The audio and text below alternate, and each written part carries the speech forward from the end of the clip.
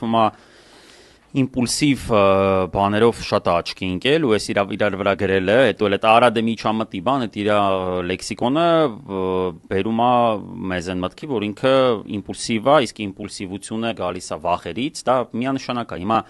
կարող են ինչ-որ մարդիկ մտածում են դե լավ ինքը տենց ուր հաստատ վախում է։ Նախ նայեք, ինքը գործ ունի մի մարդու հետ, ում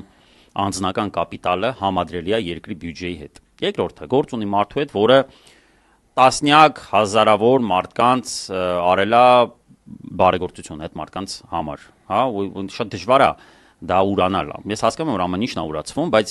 ինքը հասկանում է, չէ՞, որ ինչ-որ մի տոկոս բարոյական մարդիկ կան, որոնք գնահատում են այն ամենը, ինչ արել է Սամվել Կարապետյանը,